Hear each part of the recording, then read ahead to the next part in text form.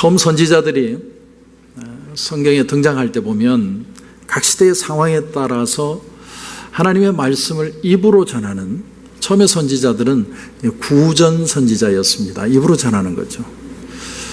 마치 예수님이 이 땅을 떠나고 승천하신 뒤에 제자들이 입으로만 예수님을 증거했습니다. 왜냐하면 내가 가면 곧 오리라, 그 말씀을 믿고 곧 오시겠지, 입으로만 증거하다가 사도 바울이 처음으로 신약 성경을 적고 난 뒤에 예수님은 오지 않고 제자들은 늙어가면서 성경을 적기 시작합니다.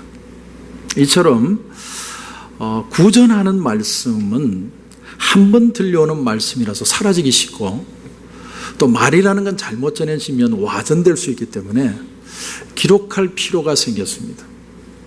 그래서 구약의 선지자 중에 최초로 글을 적기 시작한 것이 아모스 선지자부터 시작이 됩니다. 그래서 그렇게 기록을 남기게 되었던 1세대 선지자들 중에 후반부에 속하는 선지자가 미가, 이사야 같은 선지자입니다.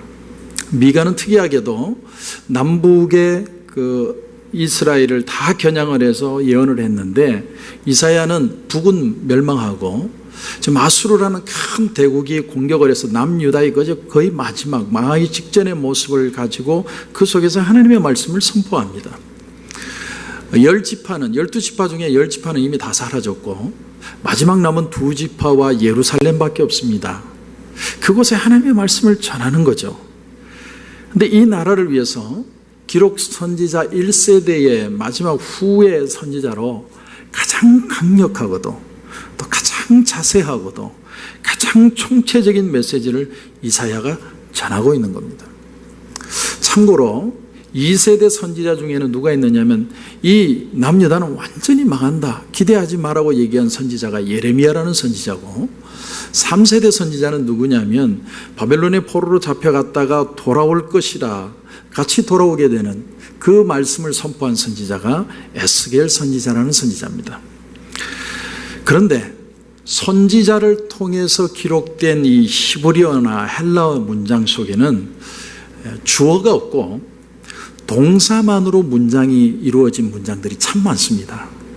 그러니까 동사의 어떤 인칭이나 수 같은 것으로 주어를 추측할 수밖에 없는 그런 문장들이 많이 있는 거죠. 그래서 그것을 영어나 한국어 말로 우리는 다 번역 성경인데, 번역해 내려면 결국은 의역을 통해서 주어를 짐작해서 넣을 수밖에 없고, 그래서 이 성경은, 우리가 들고 있는 한국 성경은 단순한 그냥 번역뿐이 아니라 해석적인 번역이 될 수밖에 없습니다. 구약 성경의 히브리어나 또 신약 성경 헬라어가 영어나 한국어는 굉장히 다른 문법 체계가 있습니다. 그래서 한국 성경으로 읽다가 조금 뜻이 모호하면 영어 성경을 보면 조금 더 뜻이 분명해지지만, 중요한 건 둘 다 의역된 성경이라는 거죠. 근데 더 큰 문제가 있는데, 그게 뭐냐면 원래 히브리어나 헬라어 자체가 의미가 불분명한 것이 참 많습니다. 그래서 이런 것들을 여러 번역을 사실은 비교하면서 봐야 되고 주석을 참고해야 합니다. 그래서 성경을 해석하는 데 있어서 좋은 주석을 만나는 게 얼마나 중요한지 모릅니다. 주석책은 지금까지 성경신학자들이 연구하고 노력한 것의 결과가 주석이기 때문에 반드시 읽어야 합니다. 하지만 좋은 주석을 봐야 돼요. 성경 공부를 성도님들과 하다 보면 어떤 경우에 주석을 보고 연구를 해서 무언가를 발표할 때가 있습니다. 근데 어떤 순간에 딱 들어보면 듣는 순간 이상하다, 그럴 때가 있습니다. 그럴 때는 바로 얘기합니다. 집사님, 그 주석 보지 마세요. 잘못된 책입니다. 왜냐하면 저는 목사이기 때문에 성도들을 가이드할 필요가 반드시 저에게 있는 거죠. 성경 신학자마다 성경에 접근하는 그 입장이 다 다르기 때문에 좋은 주석을 선택하는 게 참 중요합니다. 그래서 설교자가 좋은 주석을 선택하고 또 성도들이 좋은 책을 만나는 것 자체가 성경을 제대로 연구하는 데 굉장히 중요한 내용이다라는 거죠.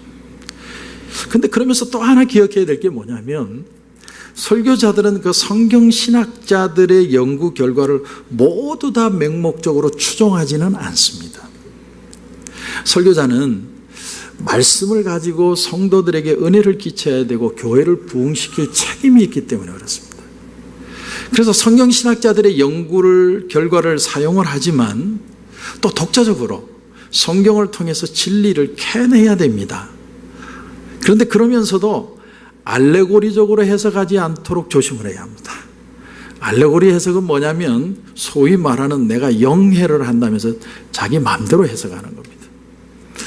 해석을 하다 보면 해석이 안 되니까 그냥 아이고 이게 맞겠지 하고 믿어버리는 거죠. 그런데 성경은 다 짝이 맞고 원리가 있고 핵심 내용이 있기 때문에 이걸 놓치고 엉뚱한 소리를 하면 안 됩니다. 그래서 목사가 신학을 적어도 3년 이상을 하고 학교를 졸업하고 교단이라는 틀 속에 들어가는 건 내 몸에 참 거북해 보이면서도 그것이 나를 지키는 어떤 안전대가 됩니다. 그래서 중요한 것은 뭐냐면 원래 저자의 의도를 성경의 흐름에서 벗어나지 않고 잘 해석해야 합니다. 그런데 우리가 저자의 의도를 잘 알기 위해서는 그가 살았던 시대를 아는 것이 무엇보다도 중요합니다. 이사야가 살던 시대가 어디냐? 바로 남유다의 말기입니다. 이스라엘이라는 나라는 사울이라는 왕이 초대 왕이고 다윗이 그 세력을 확장시키고 솔로몬 때에 가장 큰 영역을 가졌던, 그리고 그 이후에 남유다와 북이스라엘로 둘로 나뉩니다. 그런데 처음에는 북쪽 이스라엘에 있는 그 많은 백성들이 남유다로 와서 절기만 되면, 유월절이든 초막절이든 수장절이든 절기만 되면 남유다의 예루살렘으로 와서 같이 예배를 드렸습니다. 그런데 그러다가 이 북이스라엘의 왕들의 입장에서 이게 자신의 통치에 어려움을 겪는다라는 마음이 들면서 그걸 금지시키고 북쪽 끝으로는 단, 남단으로는 브엘세바 두 곳에다가 우상을 세웁니다. 그리고 여기서 예배를 드려라. 그것이 북과 남의 단절이 되었고 그 분단 상대가 끝날 무렵에 서 있는 선지자가 바로 이사야라는 선지자입니다. 그래서 이사야의 메시지는 항상 삼중 메시지가 있습니다. 이걸 기억을 해야 되죠. 첫째는 뭐냐면 과거의 죄에 대한 정죄입니다. 너희들이 우상을 섬김으로 인해서 결국은 망한다는 거죠. 두 번째는 뭐냐면 그것 때문에 현재적으로 임하는 임박한 심판. 세 번째는 뭐냐면 먼 미래를 향한 소망입니다. 그러니까 이 세 가지가 다 고루고루 나오고 있습니다. 자, 그럼 이제 우리가 1절 말씀을 한번 보십시오. 1절 말씀. 너희의 하나님이 이르시되 너희는 위로하라. 내 백성을 위로하라. 하나님은 어떤 분이냐? 한마디로 데피니션 딱 정의를 한다면 하나님은 위로하시는 분이십니다. 왜 세상이 자꾸 기독교를 싫어하냐면 교회 오면 잔소리하고 술도 끊어야 되고 담배도 끊어야 되고 억압되어서 살아야 되고, 특히나 자기들도 똑바로 못 살면서 이율배반적인 삶을 살면서 그렇게 살려고 하는 것이 싫어서 거부합니다. 그런데 사실은 교회를 오면 내 모든 짐이 내려지고 하나님을 만나고 정말 마음속에 즐거움이 회복되는 역사가 일어나게 되는 겁니다. 바로 그것이 바로 교회입니다. 왜? 하나님은 위로하시는 하나님이시기 때문에. 그런데 오늘 말씀을 다시 보니까 너희는 위로하라, 내 백성을 위로하라 이렇게 말씀합니다. 교회는 가장 먼저 위로의 하나님을 만나는 곳입니다. 내 인생이 허망하고 그냥 평생을 뭔지 모르는 경쟁 속에 살다가 어느 날 자동차 타이어 하나 빠지듯이 내 인생이 허탈하게 은퇴를 하고 허망하게 인생이 끝나는 게 아니라 하나님은 나를 퍼스널하게 디테일하게 지금도 내 이 세상 끝나는 날까지 하나님은 나와 함께 하신다. 그걸 느끼는 게 위로입니다.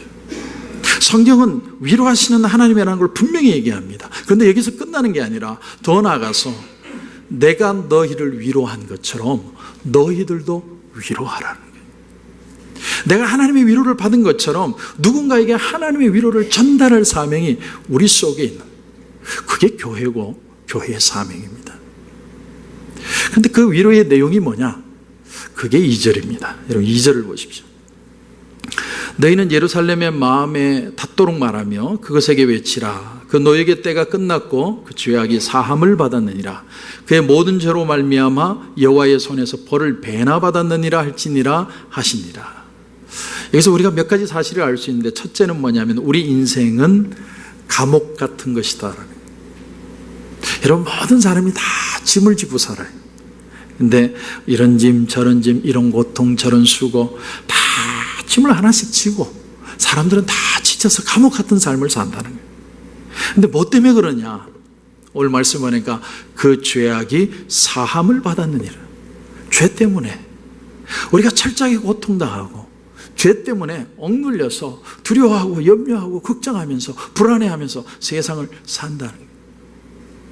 여러분, 우리 마음에 길티 필링이 드는 것, 답답한 마음, 두려운 마음, 다 죄의 결과입니다. 근데 뭐라고 얘기하느냐? 오늘 하나님의 말씀이 그 노역의 때가 끝났고 그 죄악이 사함을 받았느니라. 하나님이 우리를 향하신 궁극적인 목표가 뭐냐면 딱 하나입니다. 우리 인생을 회복하여 주신다는 거예요. 하나님은 우리를 회복하기를 원하십니다. 감옥에 갇힌 사람이 가장 기쁜 소식은 복역 기간이 끝났다는 얘기고, 빚진 사람이 가장 기쁜 소식은 빚이 다 갚아졌다는 소리입니다. 그런데 그러한 모든 것들이 어디에서 시작이 되느냐? 주님의 복음의 기쁜 소식이 내게 들려오는 순간 우리 인생은 정말 자유하고 내가 살아있는 기쁨을 다시 회복하게 된다는 것이죠. 여러분, 인간이라는 단어는요, 히브리어로 아담이라고 그럽니다. 근데 아담이라는 단어의 뜻이 뭐냐면 흙이라는 뜻입니다. 흙. 그러니까 인간은 흙으로 만들어졌고 잠시 생명을 부여받아서 이 세상에 살다가 어느 날 흙으로 돌아가는 것이다. 그래서 오늘 7절 말씀에는 또 이렇게 다른 단어를 썼어요. 7절을 여러분 한번 보십시오. 푸른 마르고 꽃이 시들면 여호와의 기운이 그 위에 불미라. 이 백성은 실로 풀이로다. 인생은 풀이다. 풀의 특징이 뭡니까? 오늘 피었다 지는 들풀도 입히는 하나님. 오늘 피었다 쳐요. 아침엔 파릇파릇한데 막 뜨거운 태양에 비치면요, 져버리는 게 풀이에요. 인생의 어떤 유한성, 인간은 다 죽는다는 거예요. 그래서 최초의 철학이 생긴 헬라 철학이 BC 6세기에 생겼는데, 소아시아 에베소 출신인 헤라클레이토스라는 철학자가 이런 말을 했습니다. 판타레이. 그 뜻은 뭐냐면 만물은 변한다, 이런 뜻입니다. 모든 이 세상의 만물이 생성되고 소멸하고 생성되고 소멸하는데, 인간도 태어났다가 어느 날 소멸하는 그 모든 과정의 일부분이다, 이렇게. 그런데 유일하게 인간만 그것을 인식한다는 거죠. 그래서 내가 인생이 소멸하는 인생이 아니라 그 속에서 어떻게 하면 내가 벗어날 수 있을까를 고민하는 게 인간이라는 거예요. 그래서 서울대 종교학과 교수인 배철현이라는 분이 신의 위대한 질문이라는 책에서 이런 얘기를 했습니다. 인간이 유한한 존재인 걸 알고 그 유한함 속에서 벗어나고 인생의 가치를 깨달으려고 발부둥 치려고 하는 것이 세 가지 모습으로 나타나더라. 첫째는 뭐냐면 직업입니다. 직업. 미국에는 직업의 기준이 없다고 그렇게 얘기해도 우리 아이들을 로스쿨 보내고 그 다음에 의대를 보내고 그런가 하면은 아주 전문적인 어떤 전문가가 되도록 투자를 하는 이유가, 인간이 좀 더 좋은 직업을 가지면 더 가치 있다고 느껴지기 때문에 그렇습니다. 그래서 일을 통해서 돈을 벌고 가족의 생존을 보장을 하다가 정작 은퇴하고 나면 사람이 자기 상실감에 빠져버려요. 왜? 일하지 않는 나는 쓸모없다고 생각합니다. 나는 무가치하다. 둘째는요, 인간은 명성을 얻기 위해 노력한다는 거예요. 여러분, 사람은 누구나 다 나 아닌 누군가 다른 사람이 나를 칭찬해 주는 소리를 듣고 싶어 하면서 삽니다. 그게 명성이라는 거죠. 그래서 그 속에서 나의 어떤 가치를 느끼고 싶은 거예요. 제가 제일 힘든 자리가 어디냐면 새가족 환영회 할 때입니다. 그럼 꼭 물어보는 게 있어요. 어떻게 교회로 오셨습니까? 뭐가 좋으세요? 물어보면 꼭 제 얘기가 나와요. 그러면 그 자리가 정말 가시방석입니다. 그냥 떠날 수도 없고 앉아 있을 수도 없고 그냥 듣고 있어야 돼요. 근데 사람들은요, 모두가 다 다른 사람이 나를 칭찬해 주기를 기대하면서 사는 거예요. 그게 명성이라는, 그 속에서 인간의 어떤 가치를 느끼고 싶어 하는. 세 번째는 뭐냐면, 인간의 유한한 인생이 아니라 내가 가치 있는 인생으로 존재감을 가지기 위한 세 번째 내용은 뭐냐면 부를 가지려는 거예요. 부. 내가 부자가 되면 인격도 능력도 한 단계 업그레이드 된다고 생각해요. 내가 부를 가진 자체가 하나의 능력이라고 표현이 되는 거죠. 그래서 요즘 금수저라는 말도 나오고 은수저라는 말도 나오고 또 심한 말로는 갑질이라는 얘기도 나오고, 이런 게 뭐냐면 부를 가진 것이 내 인격이 업그레이드 되었다고 생각합니다.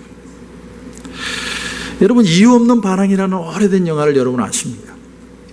제임스 딘이 고등학생으로 나오는데 어느 학교에 전학을 갔습니다. 근데 그 학교에 깽단 두목과 시비가 붙어서 싸움을 해요. 근데 싸움이 치고받고 싸우는 싸움이 아니라 겁쟁이 게임을 하는 겁니다. 겁쟁이 게임을 어떻게 하냐면 절벽이 있는데 차를 둘 다 어디서 훔쳐가지고 그 차를 타고 막 절벽을 향해 달리다가 먼저 뛰어내리는 놈이 지는 겁니다. 그러니까 더 오래 버티고 있는 사람이 이기는 거죠. 그래, 그걸 막 준비하면서 서로 깽단 두목과 제임스 딘이 옥신각신 하다가 그만 정이 들었어요. 제임스 딘이 이런 질문을 해요. 우리가 왜 일을 해야 되니? 왜 우리가 이걸 해야 되지? 그때 깽단 두목이 뭐라고 얘기를 하냐면 이렇게 얘기해요. What else is there to do? 그럼 뭐 할 건데? 그렇게 둘이서 시합을 합니다. 근데 이 깽단 두목이 차를 탔는데 핸들에 그냥 옷 소매가 걸려서 헤어나오지 못하고 절벽으로 떨어져 죽습니다. 이 세상에 많은 사람들이요, 다른 할 일이 뭔지를 몰라서 무모한 도전을 하면서 사. 그것이 좀 더 가치 있을까 싶어서 What else is there to do? 그럼 뭐 할 건데? 그러고 하면 사람은 점점 살면서 의욕을 잃어가기 시작합니다. 풍선이 빵빵하다가 시간이 지나면 지날수록 점점 바람이 빠져가듯이 사람의 의욕이라는 건 시간이 지나면서 점점 사라집니다. 문학가가 의욕을 잃으면 작품 활동을 할 수 없고, 그럼 정치가가 의욕을 잃으면 리더십을 가질 수가 없고, 목사가 의욕을 잃으면 성도들을 감동시킬 수가 없습니다. 의욕을 잃는다는 말은 내가 왜 사는지 방향을 잃어버리는 거예요. 내가 왜 사는지 이유를 상실하고 그냥 막 사는데, 바쁘긴 무지하게 바쁜데 왜 사는지 모르겠어요. 그래서 오늘 본문 7절에 보면 푸른 마르고 꽃은 시들듯이 사람은 시들어 간다. 근데 이 말씀을 보다가 제가 하나 놀란 게 뭐냐면, 여러분 7절을 보시면 푸른 마르고 꽃은 시들면 여호와의 기운이 그 위에 불미라. 그 말을 읽으면서 하나님이 바람을 불어서 사람을 시들게 하는 그런 분인가, 이게 의문이 갔어요. 근데 여러분, 여호와라는 단어는요, 형용사로 쓰이면 뜻이 완전히 바뀔 때가 있어요. 어떻게 뜻이 바뀌냐면 굉장한 그런 단어로 바뀌어요. 그러니까 여호와의 기운이 아니라 굉장한 바람, 굉장한 기운, 그런 뜻입니다. 이게 무슨 말이냐면 팔레스타인은 동쪽에서 불어오는 사막의 바람이 있어요. 굉장히 뜨거운 바람입니다. 그 바람이 불어오면 사람도 숨을 제대로 못 쉬어요. 풀이 다 시들어버려요. 열왕기하 1장에 보면 엘리야를 가서 아합이 잡아오라고 그럽니다. 근데 50부장이 50명의 군사를 데리고 쫙 왔는데 여호와의 불이 임하여 태웠다, 이렇게 표현합니다. 근데 그 여호와의 불이 될 수도 있고 굉장한 불도 될 수 있습니다. 그런데 대조적으로 우리 인생의 풀처럼 시들지 않는 법이 뭐냐? 성경은 7절과 8절을 완벽하게 대조를 시킵니다. 여러분 8절을 보시면 이렇게 되어 있습니다. 푸른 마르고 꽃은 시드나 우리 하나님의 말씀은 영원히 서리라. 여러분, 모든 희망과 소망과 기대감과 활력들이 사실은 하나님의 말씀을 통해서 온다는. 요한복음 4장에 보면 사마리아 수가성의 우물가의 여인이 나오죠. 이 여인은 인생에 원하는 게 참 많았던 여인입니다. 근데 예수님은 그 여인을 만났을 때 도덕적인 문제를 제시하지 않습니다. 너는 남자를 너무 좋아해서 탈이다라느니 너는 정숙하지 못하구나, 이런 말씀은 하나도 하지 않으시고 딱 이 한마디 하셨습니다. 이 물을 마시는 자마다 다시 목마르려니와. 이 말이 무슨 말이에요? 네가 욕망하고 있는 것들이 너에게 만족을 주지 못한다는 거예요. 그 결과가 다섯 남자 아니냐는 거예요. 그렇게 바꿔봐도 네 마음에 도대체 뭐가 채워지느냐. 예수님은 이 여인을 정죄하고 탓하려는 게 아니라 그녀의 의지와 욕망과 뜻을 바른 방향으로 인도하시려는 겁니다. 내가 주는 물을 마시는 자마다 영원히 목마르지 아니하리라. 여자가 바로 그 순간에 자기가 지금까지 모든 구하고 찾던 방법에서 선회합니다. 주님을 바라보기 시작해요. 여러분, 그런 걸 회심이라고 그럽니다. 평소에 들려오지 않았는데 어느 날 문득 예수님의 소리가 내 가슴에 들려오는 거예요. 갈릴리 바닷가에 두 형제가 고기를 잡고 있습니다. 베드로와 안드레 잡고 있는데 어떤 사람이, 낯설은 사람이 와서 하는 말이 나를 따라오너라, 내가 너희를 사람을 잡는 어부가 되게 하리라. 참 별난 사람 다 보겠네. 그렇게 대답을 했다면 지금까지 고기 잡고 있었을 겁니다. 그런데요, 예수님이 그 말씀을 할 때 그 말씀이 가슴에 탁 부딪힙니다. 그래서 마태복음 4장 20절에 보면 그들이 곧 그물을 버려두고 예수를 쫓으니라. 말씀이 들려왔고 말씀에 반응을 하고 인생이 달라집니다. 지난주에 어떤 분이 저에게 카톡으로 동영상을 보냈어요. 무려 23분짜리를 보냈어요. 제가 좀 부탁드리고 싶은 건 동영상 보낼 때는 5분 안에 끝나는 거로 좀 보내주시면. 어떤 분은 전에 보니까 2시간짜리를 보냈는데 이걸 읽으라는 말인지 읽다가 잘하는 말인지 이해를 못하겠어요. 23분짜리인데 누구 얘기냐면 조정민 목사님이라는 분이 MBC 기자 출신이고 1990년대 이름 되면 아무도 모르는 사람이 없을 정도의 MBC 뉴스 앵커고 MBC의 대표이사고 25년 동안을 그렇게 언론사에 몸을 담았는데 50대에 그만 어느 날 돌연 사표를 던졌습니다. 그 계기가 뭐냐? 어느 날 새벽까지 술을 마시고 이만큼 취해가지고 집에로 왔는데 아내가 새벽마다 교회를 가는 거예요. 교회를. 자기는 새벽에 퇴근하고 아내는 새벽에 출근을 하고 이놈의 교회가 어떤 교회인가 싶어서 쫓아갔답니다. 그게 바로 서울의 온누리 교회라고 그래요. 그 교회를 찾아갔는데 새벽에 막 사람들이 찬양을 하고 기도를 하고 막 방언도 하고, 그래서 어떤 생각이 드냐면 내 이 이단들을 반드시 밝혀내서 고발하리라, 그런 마음을 가지고 첫날부터 쫙 뒤에 숨어서 와이프를 숨어서 따라가가지고 4일 동안을 다니는데 4일째 되는 날 찬송가 539장 너 예수께 조용히 나가 내 모든 짐 내려놓고 주 십자가 사랑을 믿어 죄 사함을 너 받으라. 그 찬양이 들려오는데 자기가 지금까지 편모스라에서 아버지 없이 장남으로 모든 가족을 자기가 책임을 지고 무거운 짐을 지고 지금까지 살았는데 찬송가를 듣는데 예수라면 내가 이 짐을 내려놔도 되겠다, 그 마음이 들면서 울컥하고 그 자리에서 남자가 서럽게 운 겁니다. 그리고 예수를 믿기로 했습니다. 회사를 치우고 신학교를 들어갔습니다. 나이가 60인데 개척을 했어요. 베이직 교회로. 지금 한참 한국에서 뜨는 교회입니다.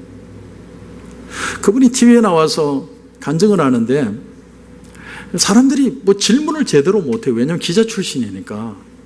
그분이 하는 말이 이거예요. 자꾸 교회 욕만 하지 말고 성경책국도 똑바로 보라고. 성경이 어떻게 돼 있냐고. 사람들이 말을 못해. 참 이 시대에 하나님이 필요해서 저런 사람을 하나님이 세우시는구나.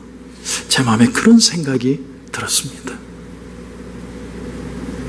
빌립보서 2장 13절에 보면 너희 안에서 행하시는 이는 하나님이시니 자기의 기쁘신 뜻을 위하여 너희에게 소원을 두고 행하게 하신다.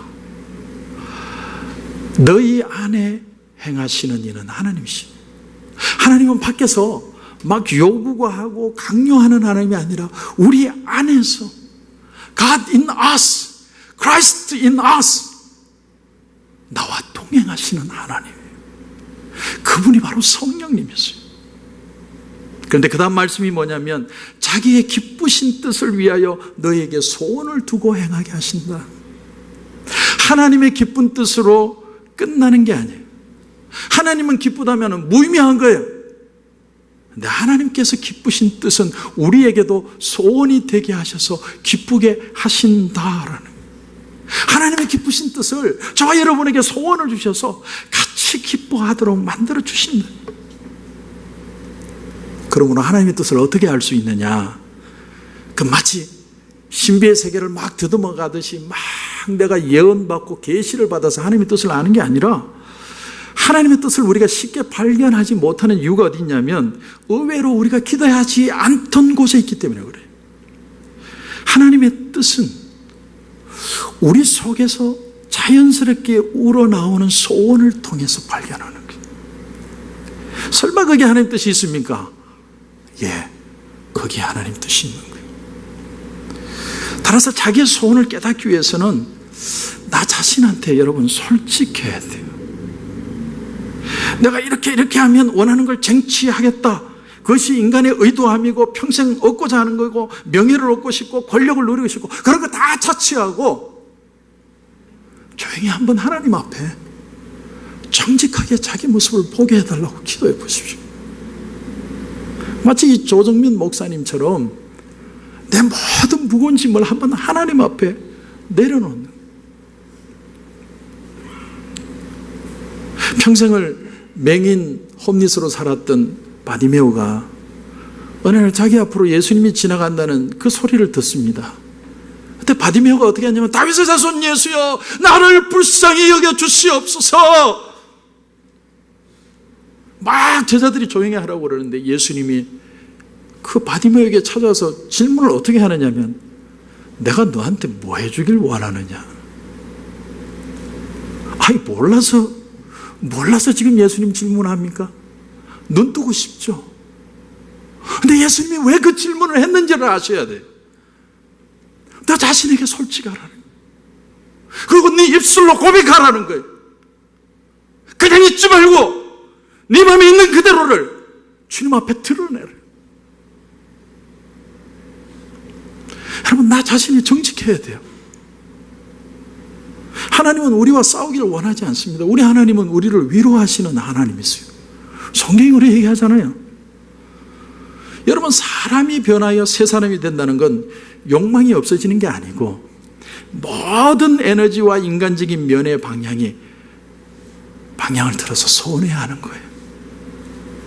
그래서 이전에 내가 알지 못했던 진짜 기쁨, 내가 이전에 알지 못했던 진짜 능력, 그 생명을 다시 발견하고, 그래서 born again은 잃는 게 아니라 얻는 거예요. 하나님의 새 생명으로. 그렇게 하나님의 능력을 받게 되면 어떻게 됩니까? 우리가 너무너무 좋아하는 말씀이 마지막 29절부터 나옵니다. 여러분 29절부터 한번 보시면 이런 말씀이 나오죠. 피곤한 자에게는 능력을 주시며 무능한 자에게는 힘을 더하시나니 소년이라도 피곤하며 곤비하며 장정이라도 넘어지며 쓰러지되 오직 여호와를 앙망하는 자는 새 힘을 얻으리니 독수리가 날개치며 올라감 같을 것이요 다른 박질하여도 곤비하지 아니하겠고 걸어가도 피곤하지 아니하리로다. 여러분, 중요한 건 이거예요. 우리 인생에 여러 가지 삶에 피곤하고 고달픈 삶에 활력을 얻고 다시 한번 새 힘을 얻는 유일한 방법은 어디에 있느냐? 하나님이 내게 은혜를 주셔야만 돼요.